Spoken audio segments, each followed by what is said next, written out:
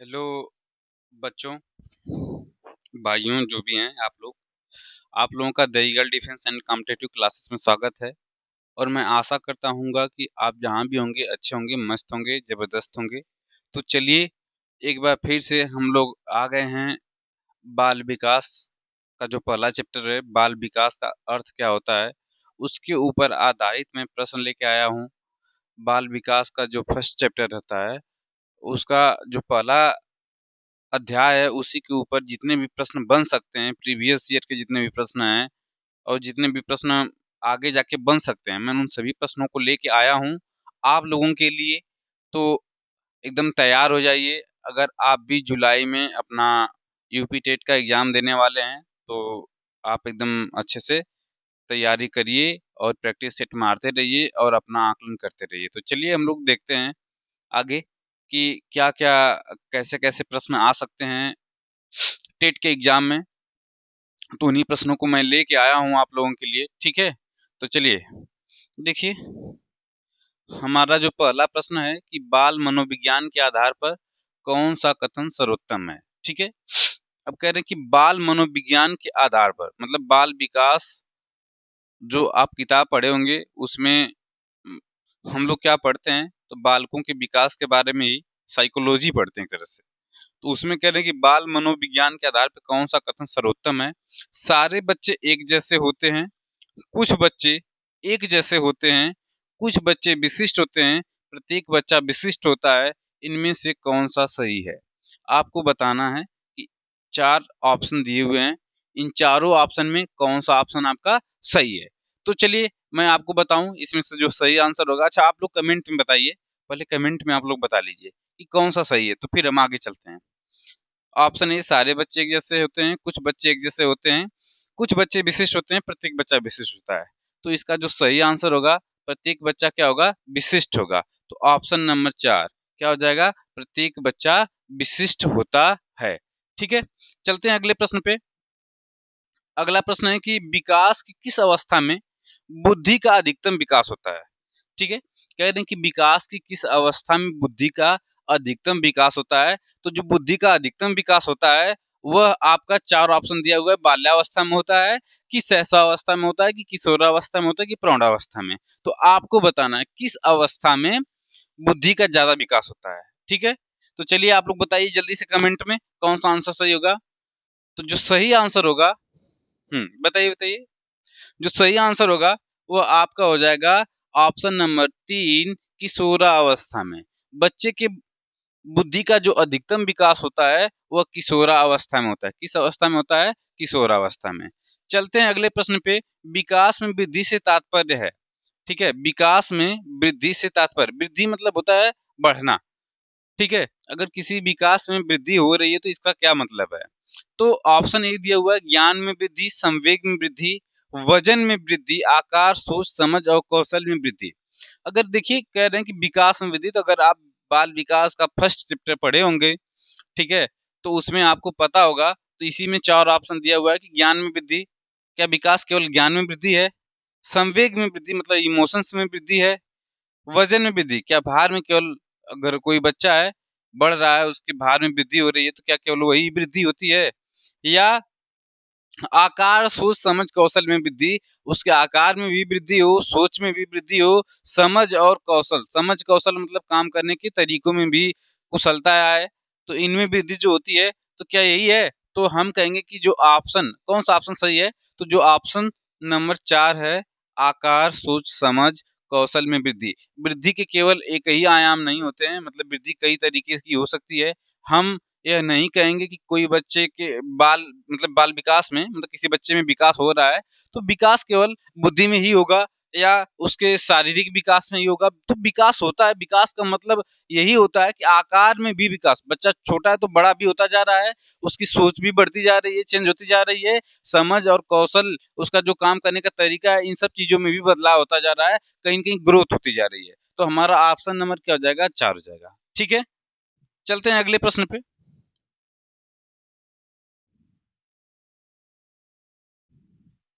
मानव का विकास निम्न में से किस पर निर्भर होता है। ऑप्शन ए दिया है, उसके वृद्धि पर, उसके वातावरण पर, उसकी बुद्धि पर, अच्छा, उसके वृद्धि वृद्धि मतलब ग्रोथ पर, उसके वातावरण मतलब इन्वायरमेंट में उसके चारों ओर जो भी चीजें हैं उस पे, और उसकी बुद्धि पर, और उसकी वृद्धि तथा वातावरण से मिलने वाली परिपक्वता पर।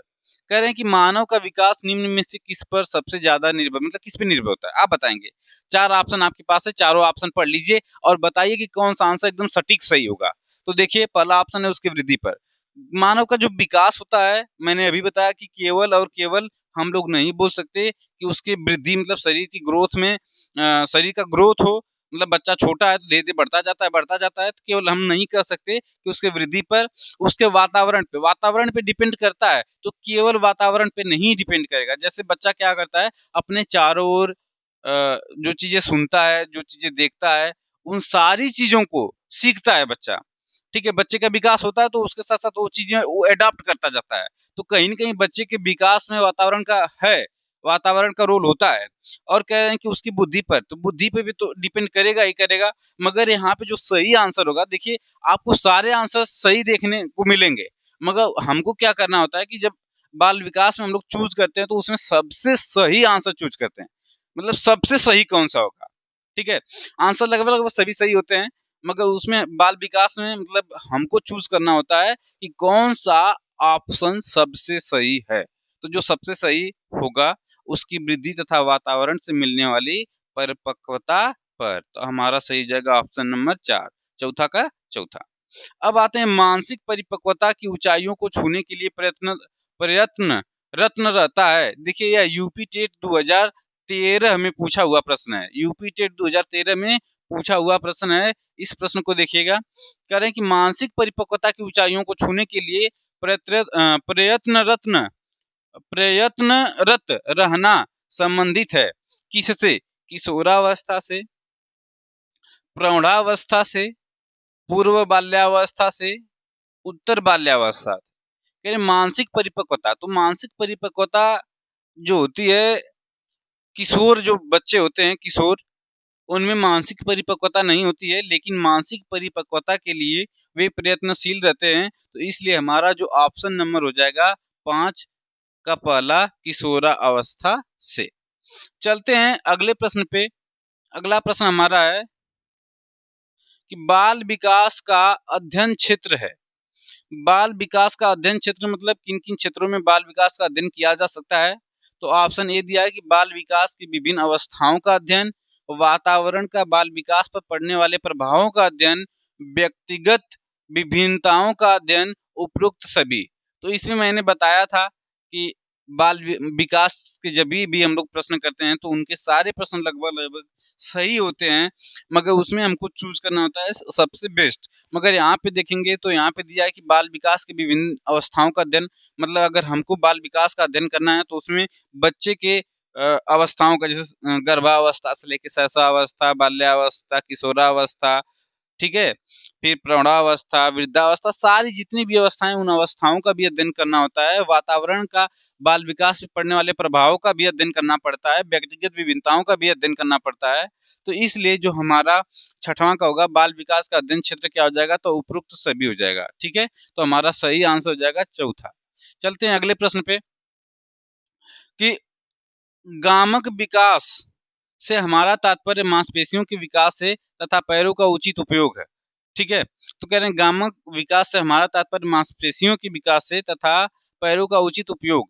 तो इसमें 4 ऑप्शन दिए हैं, कह रहे हैं कि कौन सा ऑप्शन सही होगा। तो मस्तिष्क और आत्मा ऑप्शन दिया है, अधिगम और शिक्षा। अधिगम मतलब होता है सीखना, तो अधिगम और शिक्षा, प्रशिक्षण और अधिगम। ठीक है, किसी को ट्रेनिंग करना और सीखना। शक्ति और गति, देखिए यहाँ पे गामक विकास में मांसपेशियों का की विकास और पैरों का उचित उपयोग। मांसपेशी मतलब होता है, ध्यान सुनिएगा, मांसपेशी का मतलब यहाँ पे शक्ति प्रदर्शित करता है। क्या प्रदर्शित करता है? शक्ति। ठीक है, तो मांसपेशी दिखाती है शक्ति को।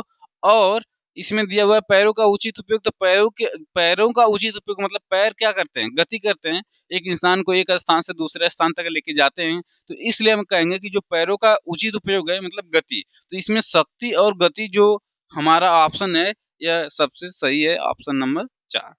ठीक है, अब चलते हैं अगले प्रश्न पे। बाल विकास में, ध्यान सुनिएगा, बाल विकास में प्रक्रिया पर बल है, वातावरण और अनुभव की भूमिका पर बल है, गर्भावस्था से किशोरावस्था तक का अध्ययन होता है, उपरोक्त सभी। ठीक है, अब 4 ऑप्शन दिए हैं, इनमें से आपको बताना है कि कौन सा आंसर सही होगा। तो आप लोग जल्दी से इसका कमेंट में आंसर जल्दी से हमको बताइए। ठीक है, कह रहे हैं कि बाल विकास में प्रक्रिया पर बल है, वातावरण और अनुभव की भूमिका पर बल है, गर्भावस्था से किशोरावस्था तक का अध्ययन होता है, उपरोक्त सभी। तो देखिए मैंने बताया था इसमें क्या होगा कि गर्भावस्था से किशोरावस्था तक का अध्ययन होता है, तो ये तो होता ही है। ठीक है, और वातावरण और अनुभव की भूमिका पर भी बल है, तो इसलिए जो हमारा इसका आंसर हो जाएगा उपरोक्त क्या हो जाएगा, सभी हो जाएगा। ठीक है, ये अभी यूपी टेट 2014 में पूछा हुआ प्रश्न है। चलते हैं अगले प्रश्न पे। अगला प्रश्न हमारा क्या है कि विकास से की ओर बढ़ता है, जटिल से कठिन की ओर। ऑप्शन ए दिया, विकास किससे किसकी ओर बढ़ता है, तो ऑप्शन भरना है, जटिल से कठिन की ओर बढ़ता है। अच्छा बताइए, कोई चीज बहुत ज्यादा कॉम्प्लिकेटेड है, बहुत ज्यादा कॉम्प्लिकेटेड है, तो उधर से कठिनाई की तरफ जाएगा, तो नहीं, ये तो हमको गलत लगता है, तो ऑप्शन हमारा एक गलत हो जाएगा। कह रहे हैं विशिष्ट से सामान्य की ओर बढ़ता है, अगर कोई बहुत अच्छा है, विशिष्ट है, फिर नॉर्मल हो जाएगा, तो ये भी गलत हो जाएगा। कह रहे हैं साधारण से विकास साधारण से आसान की ओर बढ़ता है, अगर कोई सिंपल है, सिंपल तरीके से फिर एकदम इजी लगने लगेगा, नहीं। देखिए, अगर मैं बात करूं विकास, तो विकास नॉर्मल से विशिष्ट की ओर बढ़ता है, सामान्य से विशिष्ट की ओर बढ़ता है। ऑप्शन 4 इसलिए सही हो जाएगा कि देखिए हम शुरू शुरू में नॉर्मल रहते हैं, एकदम नॉर्मल इंसान की तरह, तो जैसे जैसे हमारा ग्रोथ होगा, चाहे माइंडली ग्रोथ हो, अगर हम जिम करने जा रहे हैं तो अभी शुरू में शारीरिक रूप से हमारा जो शरीर है उतना एक्टिव नहीं रहेगा, मगर जैसे जैसे जैसे जैसे काम करते जाएंगे, जिम में वर्क करेंगे अपने बॉडी पे, तो हमारी बॉडी एक मतलब विशिष्ट बॉडी में कन्वर्ट हो जाएगी। ठीक है, अगर बच्चा छोटा है तो छोटा में बच्चा अभी पढ़ाई कर रहा है, अब पढ़ाई करते समय उसको अभी बहुत कुछ नहीं आ रहा है। ठीक है, मगर जैसे जैसे अभी नॉर्मल बच्चा है, सामान्य बच्चा है, अब जैसे वो सीखना चालू किया, मैथमेटिक्स सीख रहा है, तो मैथमेटिक्स सीखते सीखते सीखते सीखते एक टाइम ऐसा आ जाएगा कि बच्चे में एक विशिष्ट क्वालिटी आ जाएगी। ठीक है, और बच्चा विशिष्ट हो जाएगा, मतलब सब कुछ सीख लेगा। तो इसीलिए जो विकास होता है, विकास सामान्य से विशिष्ट की ओर बढ़ता है। किधर बढ़ता है, सामान्य से विशिष्ट की ओर बढ़ता है। अब आते हैं अगले प्रश्न पे। विकास के लिए निम्नलिखित में कौन सा एक उचित है। विकास जन्म के साथ प्रारंभ होता है और समाप्त होता है। सामाजिक सांस्कृतिक संदर्भ में विकास में महत्वपूर्ण भूमिका का निर्वाह करता है। विकास एक एकल आयामी है, विकास पृथक होता है।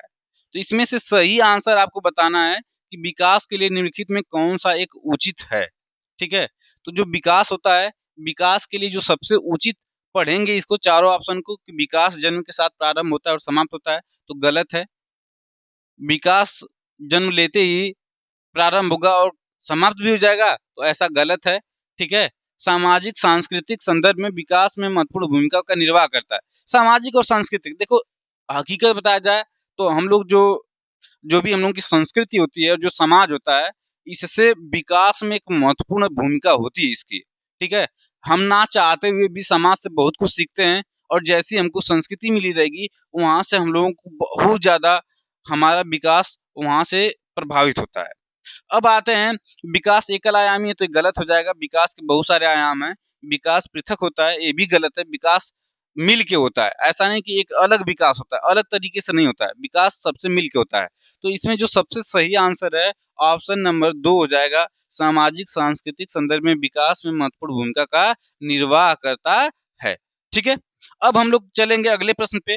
निम्न में से कौन सी बाद की बाल्यावस्था के बौद्धिक विकास की विशेषता नहीं है। बाद की बाल्यावस्था के बौद्धिक विकास की कह रहे हैं कि देखिए निम्न में, देखिए प्रश्न को एक बार और पढ़ते हैं हम लोग कि निम्न में कौन सी बांध लिख दिया, बाद की बाल्यावस्था, बाल्यावस्था के बाद की बौद्धिक विकास की विशेषता नहीं है।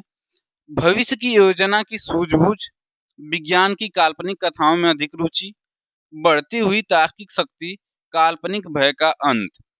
तो देखिए जो बाद की बाल्यावस्था है, छोटा जब बच्चा छोटा रहता है बाल्यावस्था में रहता है, ठीक है, तो बाल्यावस्था में बच्चा क्या करता है कि भविष्य की योजनाएं बनाता है कि हम बड़े होके ट्रक चलाएंगे, या बड़े होके दरोगा बनेंगे या बड़े होके जो भी साइंटिस्ट बनेंगे, बहुत सारी उसके माइंड में जब बच्चा बाल्यावस्था में होता है तो अलग अलग प्रकार के थॉट आते हैं, अलग अलग उसके माइंड में थॉट्स चलते रहते हैं।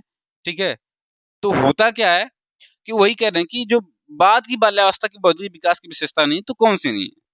तो देखिए, जब बच्चा होता है, बड़ा होता है, बाल्यावस्था से निकलता है, तो उस कंडीशन में काल्पनिक भय का उसका अंत हो जाता है। तो यह एक बाल्यावस्था के बाद का विशेषता है। बढ़ती हुई तार्किक शक्ति, जब बच्चा बढ़ता मतलब बढ़ता जाता है तो उसको पता चलता है कि कौन चीज गलत है, कौन सही है, कौन गलत बोल रहा है, कौन सही बोल रहा है, तो उसके अंदर एक तार्किक क्षमता आ जाती है। तो ये भी इसकी विशेषता है। विज्ञान की काल्पनिक कथाओं में अधिक रुचि, जब बच्चा बड़ा होता है जो भी विज्ञान से रिलेटेड, जैसे पृथ्वी सूर्य का चक्कर लगाती है, चंद्रमा होते हैं, तारे होते हैं, जो भी चीजें होती हैं, इन चीजों को उसमें उसकी रुचि बढ़ती जाती है। और एक है कि भविष्य की योजना की सूझबूझ। ठीक है, तो अब उसको जो एक यही एकमात्र ऐसा ऑप्शन है कि जो कि सही नहीं है, यही बाल्य उत्तर बाल्यावस्था या बाद की बाल्यावस्था का मतलब जो बौद्धिक विकास का जो विशेषता नहीं है। तो ऑप्शन नंबर क्या हो जाएगा हमारा, ए एकदम करेक्ट आंसर हो जाएगा। चलते हैं अगले प्रश्न पे।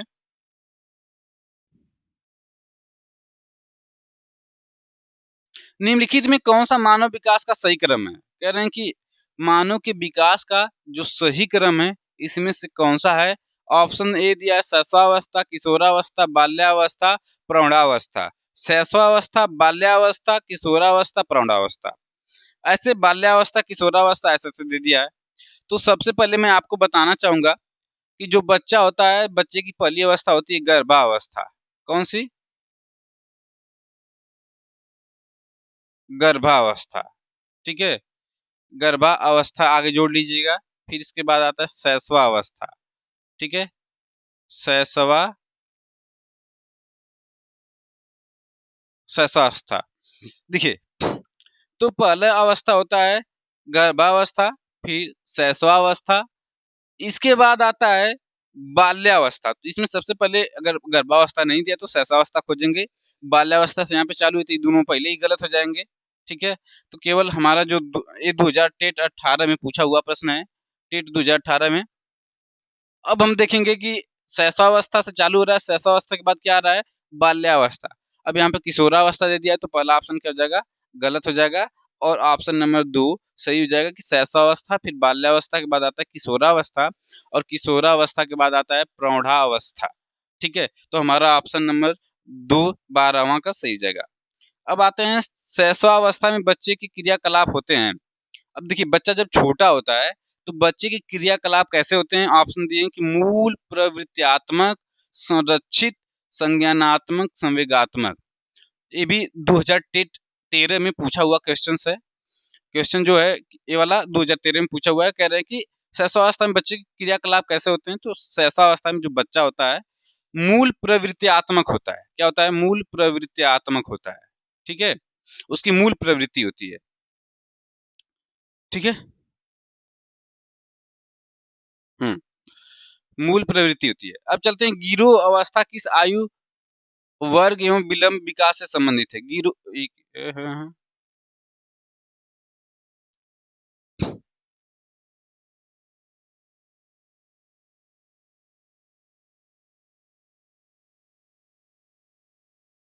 हाँ, कह रहे हैं कि गिरो अवस्था किस आयु वर्ग एवं विलंब विकास से संबंधित है।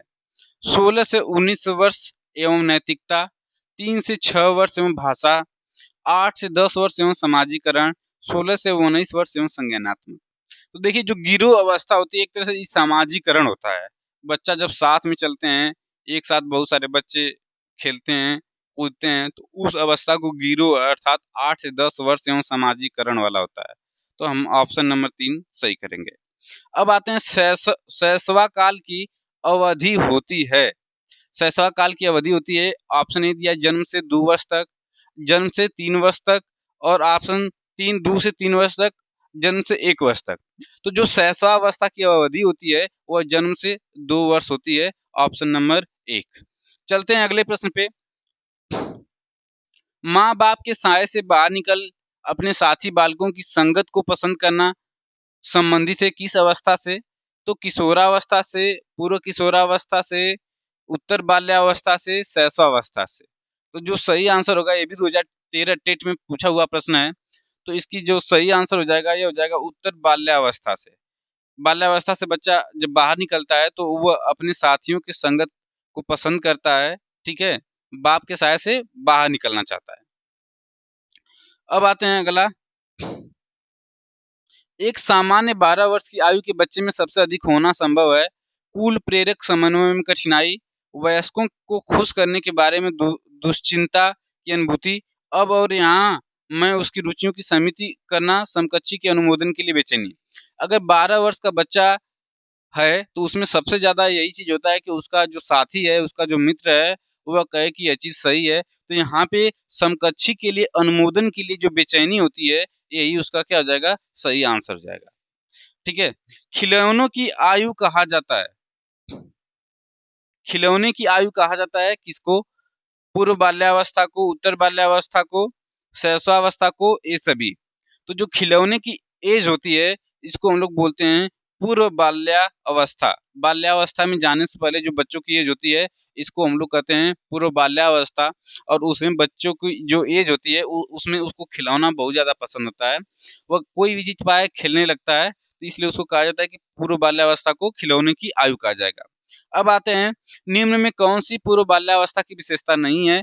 अब इसमें बताना है कि पूर्व बाल्यावस्था की विशेषता नहीं है। ठीक है। तो दल समूह में रहने की अवस्था, प्रश्न करने की अवस्था, अनुकरण करने की अवस्था, खेलने की अवस्था। तो देखिए, खेलने की अवस्था जो होगी उसमें होगी अनुकरण, मतलब एक दूसरे दूसरे का देखकर सीखना। अनुकरण मतलब होता है कि अगर मैं कुछ काम कर रहा हूँ तो मेरा काम करते हुए देखना, वह बच्चा क्या करता है, सीखना चालू करता है, अनुकरण होता है। अब दल समूह में रहने की अवस्था तो मैंने बताया ही है। प्रश्न करने की अवस्था, ठीक है, प्रश्न करने की अवस्था, दल समूह में रहने की अवस्था। तो जो दल समूह में रहने की अवस्था होती है, तो ये बाल्यावस्था की बाद वाली होती है, तो इसको बोलेंगे ऑप्शन नंबर 1, क्या हो जाएगा हमारा, सही हो जाएगा। अब आते हैं, बाल मनोविज्ञान का क्षेत्र क्या है? तो मैंने इसके पहले भी बता रखा था आपको, बाल मनोविज्ञान का क्षेत्र, वहां पे सारे ऑप्शन अलग थे, यहाँ पे सारे ऑप्शन क्या है, अलग हैं। अब यहाँ पे देखिएगा, केवल शैशवावस्था की विशेषताओं का अध्ययन, केवल गर्भावस्था की विशेषताओं का अध्ययन, केवल बाल्यावस्था की विशेषताओं का अध्ययन, गर्भावस्था से किशोरावस्था की विशेषताओं का अध्ययन। अगर हम बाल विकास का अध्ययन कर रहे हैं, तो बाल विकास में हम लोग गर्भावस्था से लेके जीवन पर्यंत तक, अर्थात यहाँ पे किशोरावस्था तक, अगर इसमें देखो कहीं कहीं अगर ऑप्शन दिया है जहां तक, तो जो बाल विकास होता है जीवन पर्यंत चलता रहता है। तो अब इसमें जो बाल विकास का अध्ययन होगा, तो गर्भावस्था से लेकर कहाँ तक होगा, किशोरावस्था तक। ऑप्शन नंबर क्या हो जाएगा, डी सही हो जाएगा। ठीक है। अब चलते हैं अगले प्रश्न पे। विद्रोह की भावना की प्रवृत्ति निम्न में से किस अवस्था में पाई जाती है, संबंधित है? ऑप्शन ए बाल्यावस्था, ऑप्शन बी शैशवावस्था, ऑप्शन सी पूर्व किशोरावस्था, और ऑप्शन डी मध्य किशोरावस्था। तो जो बच्चा, इसमें से बताना है कि विद्रोह की भावना किस एज में होती है। तो सही आंसर क्या है, आप लोग बताएंगे कमेंट में। ठीक है। क्योंकि सभी ने इस चीज को महसूस किया होगा, चाहे मैं हूं चाहे आप हूं, एक टाइम, एक ऐसी एज आती है कि कोई भी कुछ भी कहे हम लोग सुनते नहीं है। ठीक है। तो वह एज होती है लगभग लगभग जब हाई स्कूल में होते हैं आप, तो उस समय की एज होती है, उस हाई स्कूल और 11वीं 12वीं तक। तो ये जो अवस्था होती है, किशोरावस्था होती है। तो किशोरावस्था को कहा जाता है कि यह विद्रोह की भावना से निहित होती है। तो इसमें जो सही ऑप्शन हो जाएगा आपका मध्य किशोरावस्था। क्या हो जाएगा, मध्य किशोरा अवस्था। चलते हैं अगले प्रश्न पे। बाल्यावस्था की प्रमुख मनोवैज्ञानिक विशेषता क्या है? दूसरों पर निर्भर, सामूहिकता की भावना, धार्मिकता, अनुकरणात्मक प्रवृत्ति का अभाव। ठीक है। हम कहेंगे कि देखिए, बाल्यावस्था की प्रमुख मनोवैज्ञानिक विशेषता, मतलब बाल्यावस्था में बच्चा क्या करता है। ठीक है। तो बाल्यावस्था में बच्चा की जो एक भावना होती है, दूसरों पर निर्भरता, जो ऑप्शन ए हो जाएगा, बाल्यावस्था में बच्चा क्या करता है, दूसरों पर निर्भर रहता है। इसमें धार्मिकता, मतलब धार्मिक भी नहीं होता है, सामूहिकता मतलब सोशलाइज, मतलब कोई ग्रुप में रहना, ये भी नहीं होता है। अनुकरणात्मक प्रवृत्ति का अभाव, तो ये जो होता है अनुकरणात्मक प्रवृत्ति का अभाव मतलब कमी। तो ये बच्चा जो शैशवावस्था में होता है, उसमें अनुकरणात्मक शक्तियां पाई जाती हैं, मतलब वो देख के सीखता है। तो यहाँ पे हमारा जो सही हो जाएगा, दूसरों पर निर्भरता। बाल्यावस्था की प्रमुख मनोवैज्ञानिक विशेषता क्या है? दूसरों पर निर्भरता। बाल्यावस्था में बच्चा दूसरों पे ही निर्भर रहता है। अब आते हैं अगले प्रश्न पे। इस अवस्था में बालकों में नई खोज करने और घूमने की प्रवृत्ति बहुत अधिक होती है। शैशवावस्था में, उत्तर बाल्यकाल में, किशोरावस्था में और प्रौढ़ावस्था में। तो इस अवस्था में बालकों में नई खोज करने की और घूमने की प्रवृत्ति बहुत अधिक होती है। तो देखो, जो घूमने की प्रवृत्ति होती है और नई खोज की प्रवृत्ति होती है, तो कहीं न कहीं वो आपकी होती है उत्तर बाल्यकाल में। ठीक है? तो हमारा ऑप्शन नंबर क्या हो जाएगा? बी सही हो जाएगा। अब आते हैं अगले प्रश्न पे कि विकास की सबसे जटिल अवस्था कौन सी है? शैशवावस्था, किशोरावस्था, युवा प्रौढ़ावस्था, वृद्ध प्रौढ़ावस्था। तो मैं आपको बता दूं, अभी मैंने बताया था कि विद्रोह की आयु कौन सी होती है? तो किशोरावस्था होती है। इसीलिए इसको कहा जाता है कि सबसे जटिल अवस्था यही हमारी किशोरावस्था होती है। कौन सी अवस्था होती है? किशोरावस्था। अब चलते हैं अगले प्रश्न पे। अगला प्रश्न है कि मैं कौन हूँ, क्या हूँ, मैं भी कुछ हूँ आदि ऐसी प्रबल भावनाएं विकास की किस अवस्था की ओर इंगित होती हैं? तो देखिए, ऑप्शन में दिया किशोरावस्था, प्रौढ़ावस्था, पूर्व बाल्यावस्था, बाल्यावस्था। तो जो मैं कौन हूँ, क्या हूँ, मैं भी कुछ भी हूँ, मतलब कुछ भी हूँ, मैं भी कुछ हूँ। तो यह जो अवस्था होती है, ठीक है, यह आपकी होती है बाल्यावस्था में। किस अवस्था में? बाल्यावस्था में। अब आते हैं, जब किसी किशोर में किसी वस्तु, समस्या या परिस्थिति के लिए निजी स्तर पर निर्णय लेने की क्षमता का विकास परिपक्व होने लगता है, तो इस विकास को कहते हैं। जैसे जब किसी भी किशोर में अगर सामान्य परिस्थिति या कोई भी दिक्कत परेशानी आती है, उसमें वह डिसीजन लेने लगता है, तो उस अवस्था को क्या कहा जाएगा? 4 ऑप्शन है: परिपक्वता, संज्ञानात्मक विकास, आध्यात्मिक विकास, इनमें से कोई नहीं, तो उसको कहा जाता है परिपक्वता। अगर कोई भी किशोर मतलब हाई स्कूल में बच्चा पढ़ रहा है, हाई स्कूल से लेके इंटर तक, इंटर से आगे तक जा रहा है, तो अब उसमें डिसीजन लेने की क्षमता जब आ गई, तो उसको हम लोग कहते हैं, क्या कहते हैं? उसको हम लोग कहेंगे परिपक्वता। उसमें मेच्योरिटी आ रही है। क्या आ रही है? मेच्योरिटी। ठीक है। स्व केंद्रित अवस्था होती है जन्म से 2 वर्ष तक, 3 से 6 वर्ष तक, 7 वर्ष से किशोरावस्था तक, किशोरावस्था में। देखो, स्व केंद्रित अवस्था मतलब जिसमें बालक अपने आप को ही सब कुछ मानता है, तो उसको हम लोग कहते हैं स्व केंद्रित अवस्था। कौन सी अवस्था कहते हैं? स्व केंद्रित। तो जो बाल्यावस्था होती है उसको स्व केंद्रित अवस्था कहते हैं। तो ऑप्शन नंबर हो जाएगा 3 से 6 वर्ष तक। ठीक है। मनोविज्ञान के अनुसार बाल विकास की कौन सी सबसे जटिल व कठिन है अवस्था है? अरे वही तो मैंने बताया, मनोविज्ञान के अनुसार बाल विकास में कौन सी अवस्था सबसे जटिल व कठिन है? किशोरावस्था। अभी मैंने बताया था, तो हमारा क्या हो जाएगा? किशोरावस्था। बालकों को सीखने में प्रेरण किस रूप में उपयोगी माना जाता है? ये यूपी टेट 2013 में पूछा हुआ है। तो स्व प्रेरण बालकों की व्यक्तिगतता का आदर, पुरस्कार एवं दंड, प्रशंसा एवं भर्त्सना, ये सभी बालकों में सीखने की प्रेरणा। तो देखिए, जो बालकों में सीखने की प्रेरणा होती है, ठीक है, तो ये हो जाएगा बालकों की व्यक्तिगतता का आदर, पुरस्कार एवं दंड, प्रशंसा एवं भर्त्सना, ये सभी हो जाएगा। ऑप्शन ए सभी। यहाँ पे चारों ऑप्शन सही लग रहे हैं। विकास किस काल को अत्यधिक दबाव और तनाव का काल कहा जाता है? किशोरावस्था को, प्रौढ़ावस्था को, मध्य अवस्था को, वृद्धावस्था को। तो इसमें जो सही आंसर होगा आपका किशोरावस्था। जैसा कि मैंने आपको बताया भी है कि जो किशोरावस्था होती है, किशोरावस्था काफी जटिल, कठिन या विद्रोह वाली अवस्था बोल लीजिए, जो भी बोल लीजिए, तो किशोरावस्था विद्रोह वाली अवस्था होती है या सबसे जटिल और कठिन अवस्था होती है।